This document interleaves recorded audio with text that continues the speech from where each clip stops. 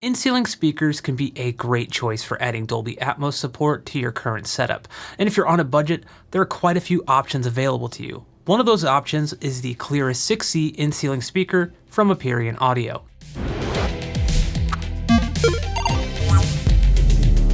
Now, while I start unboxing the Clearus 6Cs, I want to thank Aperion Audio for sending these out to me, and they've been super awesome to deal with. As far as what you get in the box, when you open it up, you'll find a magnetic logo, which I thought was a really nice touch, the owner's manual, a cutout template, a magnetic and paintable speaker grill, and then obviously the speaker itself, which I guess is now the perfect time to talk about the specs. Starting with the tweeter, you get an aimable 1-inch titanium tweeter that sits in the center of the speaker.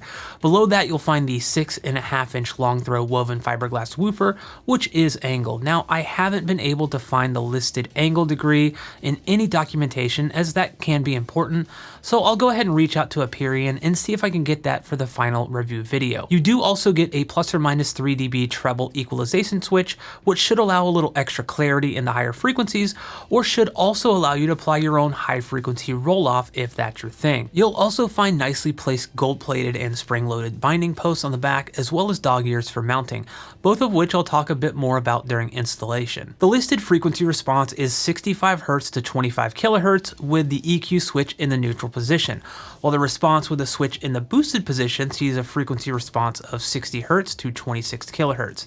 These are 8 ohm speakers with a sensitivity rating of 89 decibels and weigh in right around 4.2 pounds. Now, before I start the speaker installation, I wanted to get the speaker grills painted to allow them time to dry. I used a can of flat black spray paint to apply a total of 2 coats, and I still had plenty of paint in the can afterwards. So if you're buying maybe 4 of these speakers and want to paint all of them, you'll probably be good to go with a single can of spray paint if that's how you choose to paint them. I applied the second coat of paint off camera after installing the speakers, and they were pretty much good to go a couple hours after that. Moving on to installation, I already had a pair of Polk VT60 in-ceiling speakers mounted, so I needed to remove those first.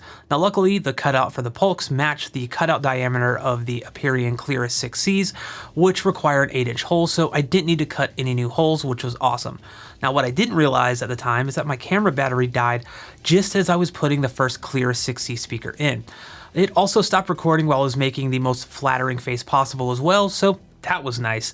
Now, once I realized it didn't record anything, I popped a new battery in to continue on, but not before mentioning a couple of things I noticed during installation. Okay, I got a new battery installed, and while I was doing the installation, I found out a couple things that I want to talk about. Basically, one thing that I really like, and one thing that's kind of an issue depending on your situation. So I have the Clearus 6C right here by Aperion Audio. Right next to it, I have the Polk VT60. It's what I've been using, and I apologize for the shaky cam. I don't have any type of handle or anything on this right now, and I didn't want to swap out lenses. But okay, one thing right away that I really liked about the Clearus is the binding posts are right on the top here. Why is that a big deal? Typically, you would give yourself enough wire so you could just attach the speaker cables outside of the drop ceiling or wherever you're going to mount it and then mount it inside. I erroneously did not do that, so I have to put the speaker in and then wire it. Not that big of a deal because I can just pop that panel off right there next to it and have access to the speaker terminals on the other side. But with the Polk, because these binding posts are recessed, that makes it really, really difficult to do that. I either have to use my phone camera to try to get in there and make sure I feed the speaker wire through well enough there, or I just try to turn it, attach these, and then turn it in the drop ceiling before I tighten all of the dog ears down. Whereas on the Clearus 6Cs by Aperion, they're right on top. So regardless of where these are, they're pretty easy to get to. Just get up on a ladder. I'm on a ladder anyway to get up there, put them in, and that's it. Good to go. Now, speaking of dog ears though,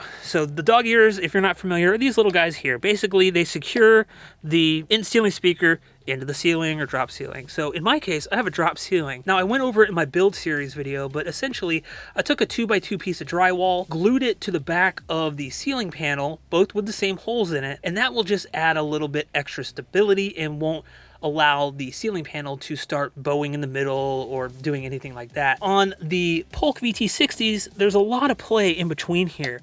Whereas on the Clearus, there's not so much. It's maybe about 50 to 60% of what's available here. Now, it's not that big of a deal. It was able to loosen these and then kind of force them over a little bit. Not too much. There was not a ton of force needed to do that, but it did scrape a little bit on the drywall.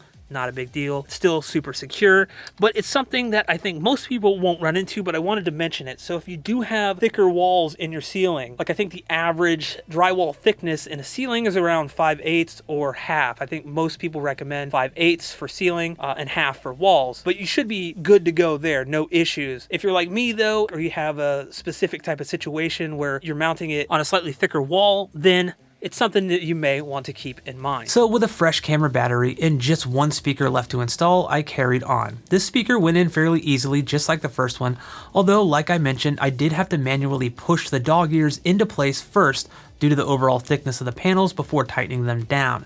The binding post here also ended up on the opposite side of where I was standing on the ladder, but with the binding post on top, I didn't really have an issue attaching the speaker wire at all. So after the speaker grills dried, the super difficult task of installing those was next. And I'm kidding, obviously, they're magnetic and go on super easily. And the finished look is great in my opinion, and it matches the aesthetic of the room perfectly. I did forget to install the little included magnetic logos, but that's honestly kind of a bonus, and I think the speakers look cleaner when installed without a logo as a result. It is cool that Aperion gives you that option, and I do wish more companies would follow suit. So while this isn't a review of the Clearus 6Cs, I do want to talk about my first impressions on how they sound. So after doing a basic SPL level match with the rest of my speakers, the one thing I noted right away was how much more I was hearing overhead. Now this wasn't because the volume was pushed higher than the Polks, they were actually the same volume, but because of the angled woofer. I was hearing a lot more audio information, especially from that woofer, than I was before, as the audio was now more in line with my ears and not firing straight down into the floor of the room. Small nuances and subtle things I could pick out much more clearly than before, and that was super awesome to hear. The Clearus 6Cs did blend pretty well with my Pioneer Andrew Jones speakers as well. Now they aren't a perfect match, but I do find them to sound a bit more natural in terms of the overall blend with my other speakers. And this is just with the speakers in their neutral EQ position. I've yet to mess around with the EQ treble boost switch, though I will be testing that for the final review. Now I honestly can't wait to spend some more time with them, and I do still need to run Odyssey to see how they sound after that as well, but my general first impressions here are extremely positive, so I'm honestly really excited to put these things through the ropes and really test them out. Now if you enjoyed this video and found it helpful, feel free to give it a thumbs up and leave me a comment down below. Also, what are your thoughts on angled versus non-angled in-ceiling speakers? Like them? Don't like them? Let me know in the comments below. Thank you so much for watching, and I will catch you in the next one.